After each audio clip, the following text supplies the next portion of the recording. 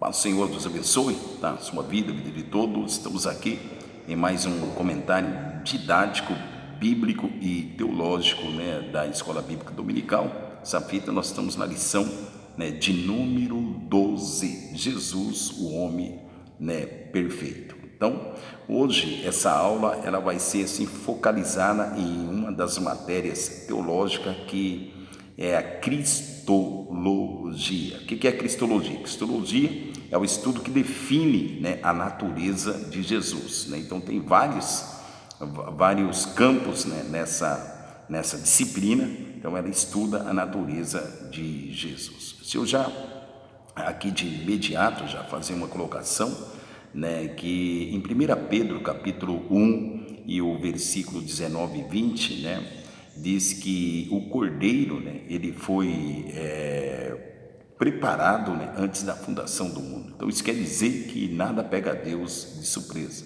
Então o cordeiro, isso quer dizer o filho, né, desde a fundação do mundo ele já estava preparado, tá? Isso quer dizer que nada pega. Então Deus, depois da caída do ser humano, Deus não pegou Deus de surpresa. E Deus teve que, Jesus, vem aqui, né, que era o filho, né, você vai ter que fazer. Não, nada pega Deus, né, de surpresa, tá bom?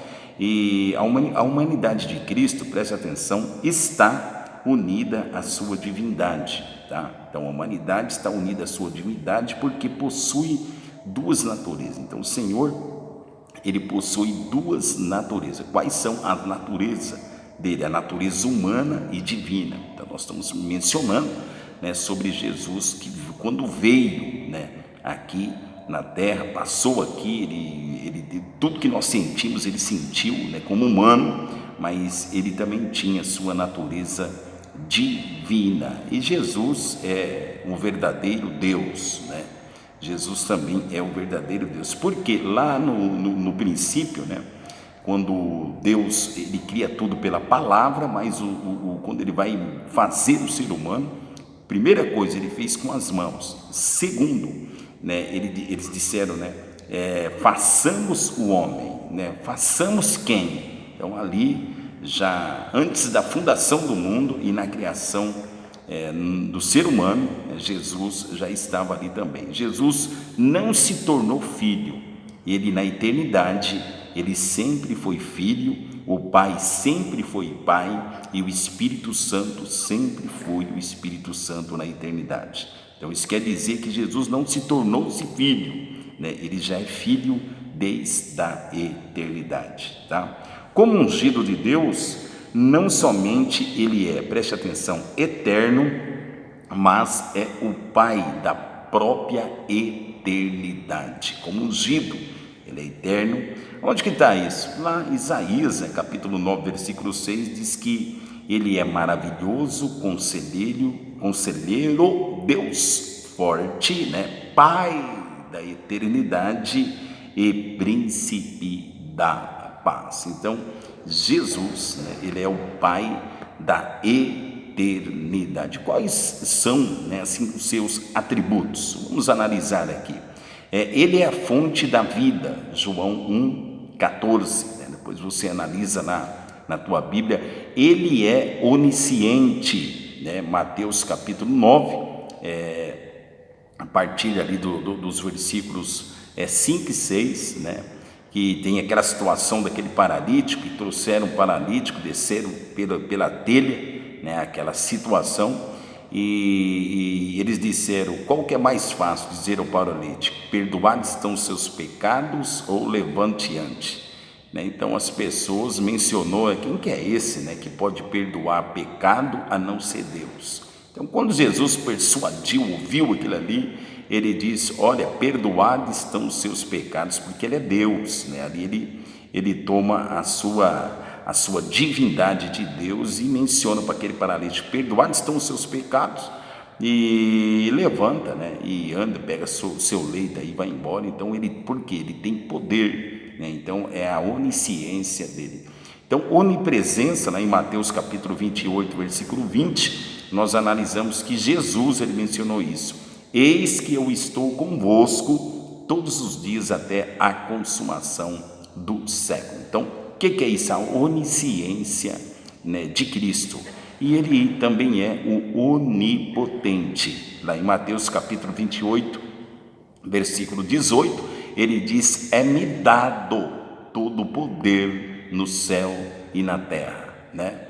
Então nós vemos também Jesus usando, né, a sua natureza divina. Um exemplo com Natanael, né, lá em 1 João, ou lá em João, na realidade, Evangelho de João 1:49, né, que que Jesus vai mencionar para Natanael: antes que Felipe, né, te chamasse, eu te vi assentado debaixo da figueira, né? Como que Jesus viu isso? Então é a sua natureza divina. Jesus, né, para vir a este mundo, ele esvaziou, preste atenção aqui, Jesus esvaziou da sua glória, tá? Mas não da sua divindade. Por que ele esvaziou da sua glória? Porque a glória, né, de Jesus, né, de Deus, né, é impossível um ser humano mortal como eu e você aproximar da glória dele, porque a glória de Jesus brilha mais do que o sol. Então, por isso, para ele descer, para ele vir, ele deixou a sua glória, e a sua divindade, a divindade não, tá? Então nós analisamos isso, para você ter uma ideia, lá em Isaías, né, capítulo 6, o versículo 2, né, ele diz que os serafins, só para você ter uma ideia, os serafins, né, que são anjos afogueados, os serafins, ele tem 6 asas, mas diante da glória, que é o trono, né, do Pai, eles têm que tampar o olho. Só para você ter uma ideia, os serafins que são de fogo têm que tampar o olho para olhar então isso quer dizer, eles não conseguem, na realidade, né, olhar para o trono de Deus. Então é essa glória, né?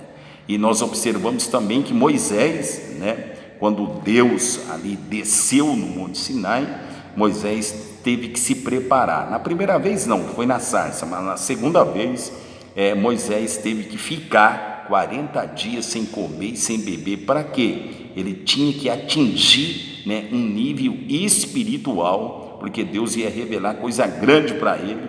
Então Moisés, se ele tivesse no nível baixo, né, espiritualmente, ele não ia ver, ele não ia entender a revelação. Foi quando Deus revelou para ele, né, o tabernáculo. Então nós observamos que o único homem que viu a glória de Deus assim frente a frente e não morreu, na verdade ele via, né, a glória de Deus assim todos os dias, era Adão. Olha o nível espiritual que o ser humano, né, era, né, antes da queda, né? Então só Adão foi o que viu Deus assim frente a frente mesmo, e não aconteceu nada, porque o nível espiritual antes da queda era 100%. Jesus, né, em seu ministério terreno, ele fazia uso dos seus atributos divinos, tá? Então nós observamos quando lá em Mateus capítulo 14, ele anda por cima do mar, né? E outras coisas também, os milagres dos peixes, né? Então nós observamos que a natureza se submetia à sua voz. Lembra a tempestade? Tempestade, acalma, tempestade. Por que a tempestade acalmava? Porque a tempestade sabe quem fez ela, né? Então era submisso, né?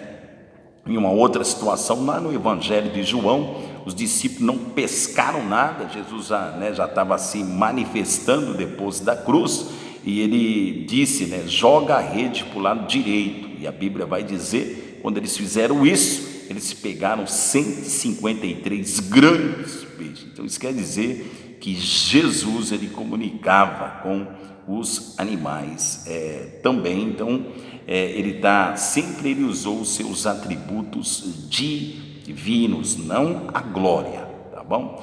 O Senhor, como humano, né, a Bíblia perfeitamente divino, preste atenção, ele como perfeitamente divino e como perfeitamente humano. O que nós analisamos? Que Jesus, um exemplo, teve fome, sono, lembra, ele dormiu lá no barco, né? E ele chorou, né, quando o homem, ele viu aquela situação lá de Lázaro, chorou como homem, Agora, na situação de Lázaro, ele como Deus, ele ressuscitou Lázaro. Como o homem chora, né? Então, nós observamos que ele teve duas naturezas, tá? Ele esvaziou da sua glória, mas nunca deixou de ser divino, tá? Lá no Evangelho de João, capítulo 8, versículo 52, diz que antes, olha o que ele disse, as pessoas perguntaram para ele, você não tem nem aí 50 anos e você está falando do nosso pai Abraão, tal? Aí Jesus menciona para eles, né?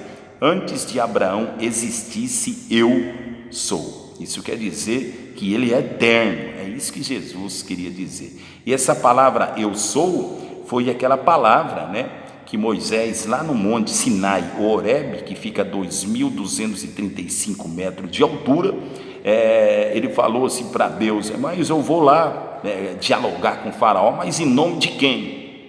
Moisés fez essa pergunta aí, Deus falou para ele, você vai em nome do eu sou o que sou, envio minha voz. Então eu sou o que sou, por isso que Jesus lá na frente, ele diz, né, antes de Abraão existisse, eu sou. Lá no livro de João, Evangelho, né, capítulo 1 ao capítulo 5, nós vemos que no princípio era o verbo, né?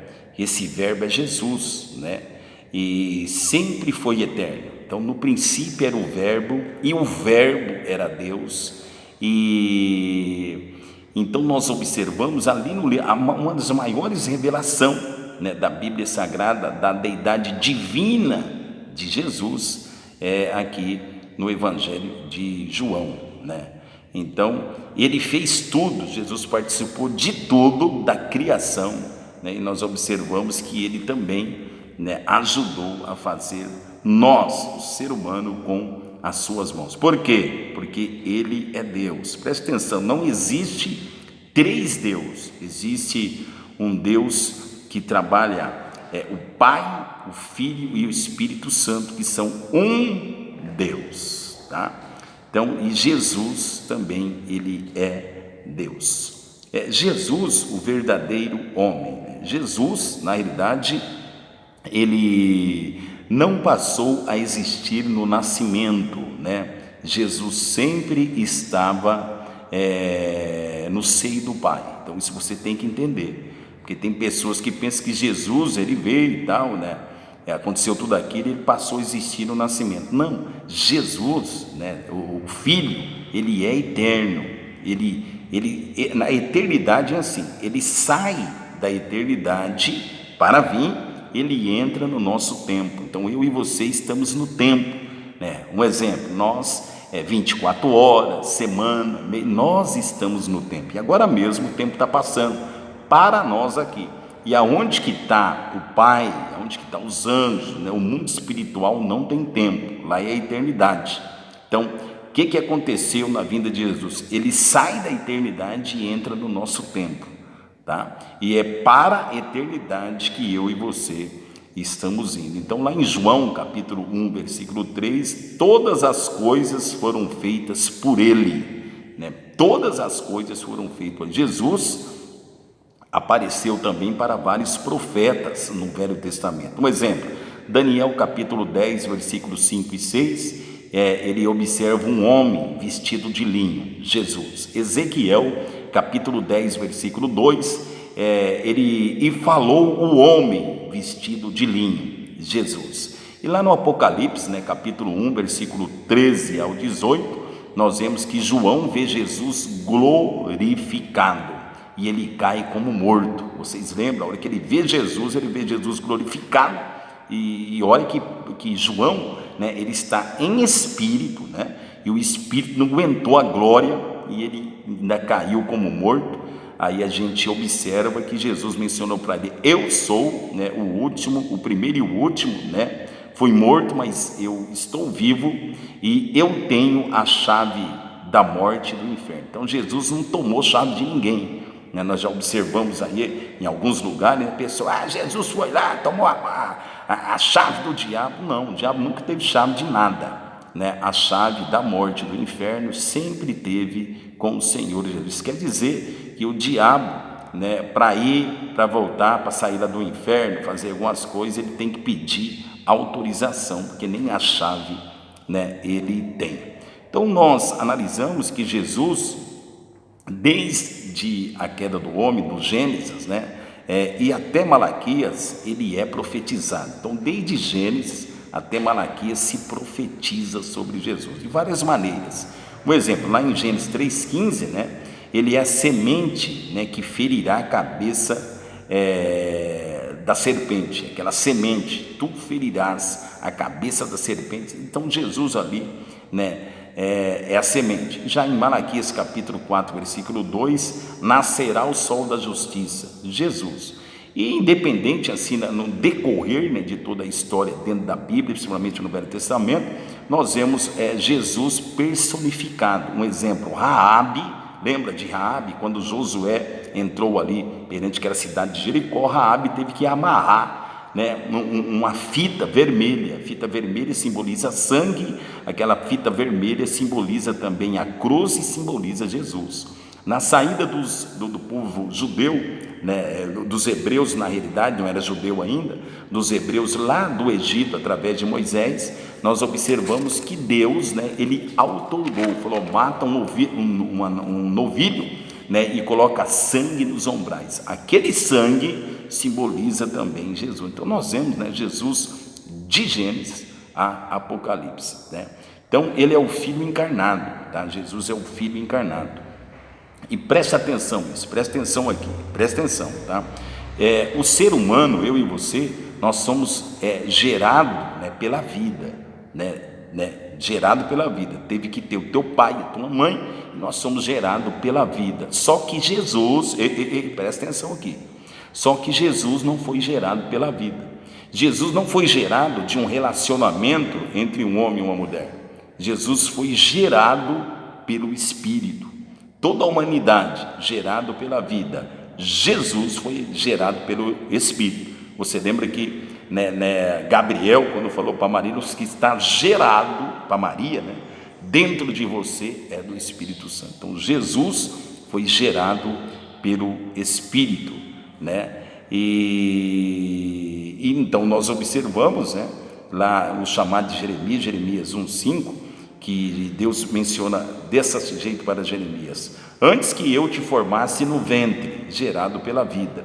Então a vida, né, a alma, ela é gerada no ventre, né, mas Jesus foi gerado pelo Espírito, esvaziando-se da sua glória. E lá Gálatas capítulo 4, né, versículo 4 e 5 diz que, vindo, né, a plenitude do tempo, né, Deus enviou o seu Filho, nascido da mulher, nascido sobre a lei, para remir os que estavam debaixo da lei, a fim de receber a adoção de filhos. Então Jesus veio, remiu, né, aqueles que estavam debaixo da lei, para o que é? Preste atenção, a plenitude dos tempos. Isso quer dizer o tempo exato, o tempo exato. Então no tempo certinho, né, Deus, ele preparou o mundo para receber o seu Filho Jesus. Então foi Deus que preparou o mundo, tá? Um exemplo, no tempo de Jesus já tinha várias sinagogas. Jesus, posteriormente Paulo, iria utilizar as sinagogas para falar do caminho do céu, tá? Então, através dos judeus, só para você ter uma ideia, só em Jerusalém aproximadamente tinha mais de 400 sinagogas, só em Jerusalém, fora a região toda, né, que tinha as sinagogas. Nós vemos também, né, que as estradas, tinha estrada bem pavimentada para aquela época, de pedra, bem feitinha, né, que foi feito pelo Império Romano. Então o Evangelho iria precisar dessas estradas para ser pregado. Nós vemos que Paulo, né, não, além de ele navegou muito, mas ele andou muito também, Jesus também, tudo através dessas estradas feitas pelo Império Romano. E também a filosofia, né, era muito alta naquele tempo, e os gregos, né, se destacavam naquele tempo. Então a gente observa que tudo Deus preparou para o mundo receber o seu Filho. Ele se tornou-se plenitude, né, e plenamente, na realidade, humano, mas sem a prática do pecado. Então isso é interessante, né? Interessante, é um ponto central aqui, tá? Ele se tornou plenamente humano, mas sem pecado. Ele não pecou na sua humanidade. Ele é o Cordeiro de Deus, né? Que tira o pecado do mundo, profetizado por João Batista, né? Ele é o Cordeiro de Deus. E Jesus, né, é o homem perfeito. Atos dos Apóstolos, capítulo 2, versículo 31, diz que a sua alma não foi deixada no inferno, no Hades, nem a sua carne viu corrupção. Então nada tinha de corrupção na vida de Jesus como homem, né? Ele, na sua humanidade, ele nunca usou a sua divindade para suprir as suas necessidades, nunca. Então o que o diabo fez? Transforma essas pedras em pão. E Jesus, né, mesmo com fome, mesmo naquela necessidade, ele poderia ter transformado aquelas pedras em pães? Você analisa isso aí. É óbvio que poderia, mas ele não usou, né, o seu poder para isso. Então ele preferiu ali ficar com fome, não usou, né, para isso. Nós observamos também, né, que lá em João, né, capítulo 4, nós vemos a mulher samaritana. Jesus também poderia, né, ter transformado, enchido, né, aquele poço de água, mas ele não, dá-me de beber. Então ele pediu água. Então nós vemos, né, ele como homem perfeito.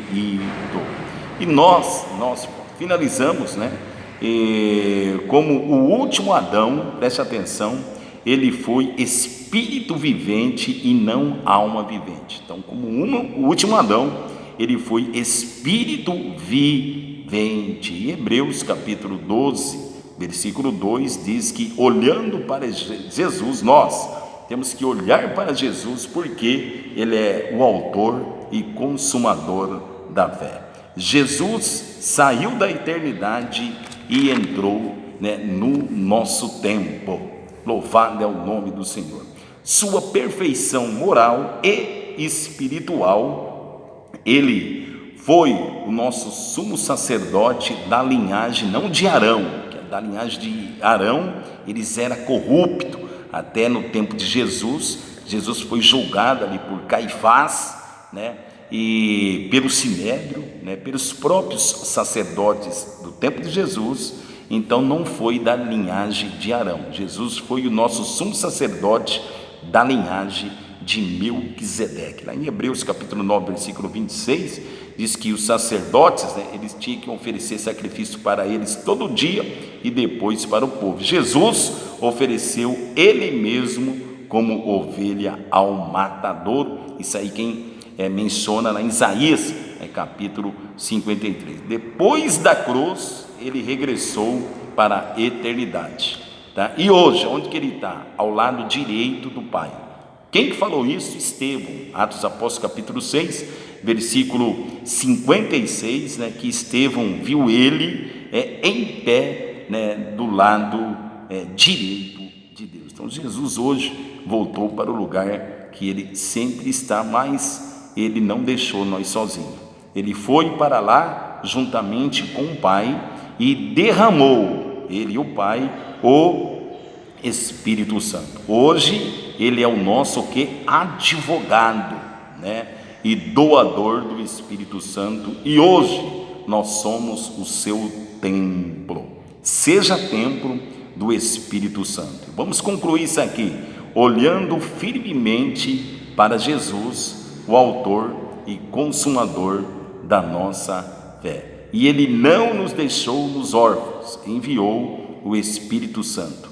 Hoje mesmo, eu e você somos morada do Espírito Santo e pela fé, Jesus está conosco. Deus abençoe a sua vida. Até o próximo comentário. Até mais. Tchau.